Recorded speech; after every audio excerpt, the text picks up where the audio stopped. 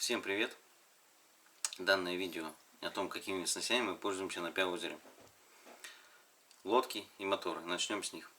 Лодка для Пя-озера для 2 человек, для троллинга на Красную должна быть минимум 360, а то и 380.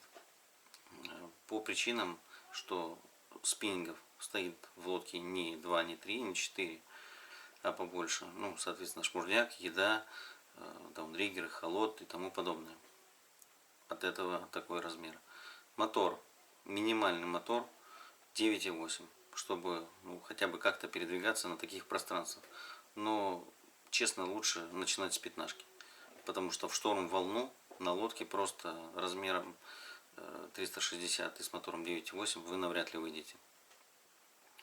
По поводу НДНД или жесткий пол. Мое мнение лично однозначно, это жесткий пол. Пусть там будет фанера или алюминий, но жесткий пол. Потому что при поклевке, конечно же, хочется порой встать и стоя вытаскивать эту рыбу, грубо говоря. Плюс напарник всегда помогает, подсак и тому подобное. И на НДНД бывали случаи у нас, когда мы просто чуть ли не вываливались с лодки.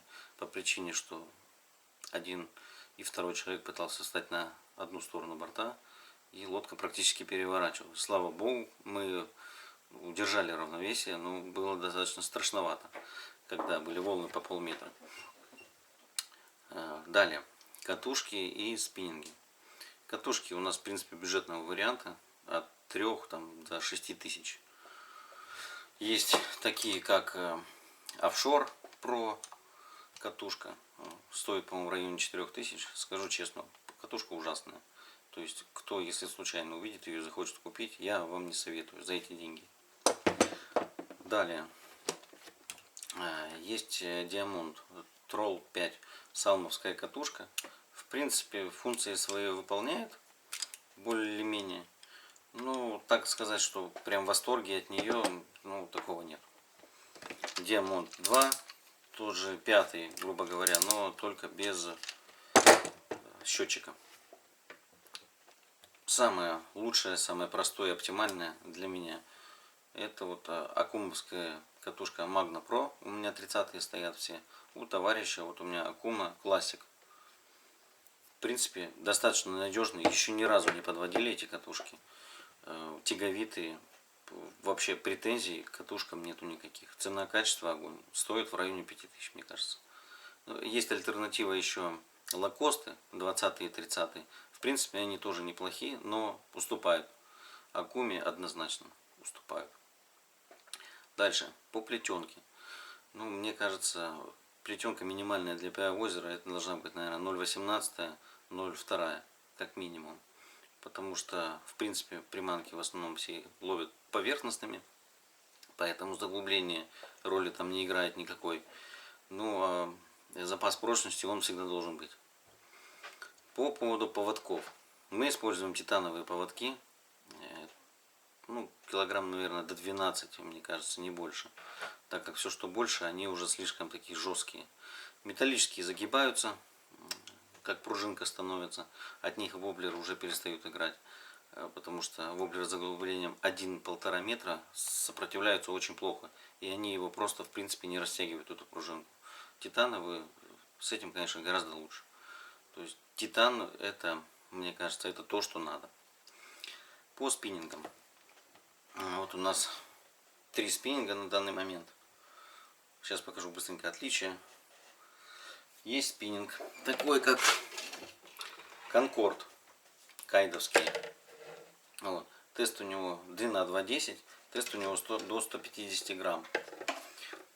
Стоит в районе 1500. Спиннинг, в принципе, хорош. У него 10 колец, насколько я помню, здесь. Цена-качество отличные. Просто для планеров спиннинг шикарный. Именно что касается не в руку спиннинг, а именно для планеров, мини-планеров.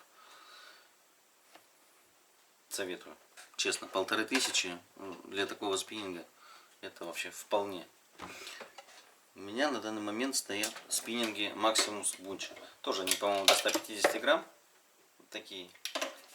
Цена у них уже 2500, но в них есть плюс. Все кольца с самосъемные, по-моему, да, самосбрасываемые, да, видите? То есть в этом огромный плюс. Честно сказать, когда вы ходите в 10 спиннингов, и спиннинги начинают цепляться, плетенка здесь зацепится за кольцо, здесь. Вот эта потеря времени, она, конечно, на рыбалке многого стоит. Поэтому мое вот предпочтение однозначно уже идет в сторону Maximus Bunch из-за этих колец. В остальном спиннинг вообще, наверное, практически одинаковый. Одинаковый тест, одинаковый вес, ничем не отличаются. Спиннинг в руку очень мне понравился. Daiwa Akudepс, что ли. Вот такое вот название у него. Не знаю, как будет правильно. С английским не сильно дружу. Для спиннинга в руку просто практически идеальный вариант. Он грамм, наверное, если без... Так, в либрах 8-18 либров. Достаточно такой жесткий спиннинг. Но ощущение очень хорошее. Он легенький. Все удары ощущаются. Игра воблера и тому подобное. В общем, тоже 5 баллов ему. Но для планера не очень не подходит. Его сильно загибает, и на волнах он играется прилично. А если вы ходите в 3-4 планера с одной стороны, во время волнения какого-то там, планер, соответственно, начинает прыгать, начинает скакать. И чем жестче спиннинг, тем лучше. Спиннинги хотя бы друг об дружку не бьются. По планерам. Я уже делал как-то видео. Мы ловим на свои собственные планера, которые делаем сами. Где-то там на канале есть видео о том, какие мы делаем. И причем мы экипажем ловим на те планеры, которые делаю я. Соседний экипаж, они ходят вообще на другие планеры, сделали с другого образца, они ходят на другие. Есть свои плюсы, свои минусы, конечно. У меня полегче, то есть я перекидываю, в принципе, при поклевке рыбы, леска поднимает планер, потому что он легенький.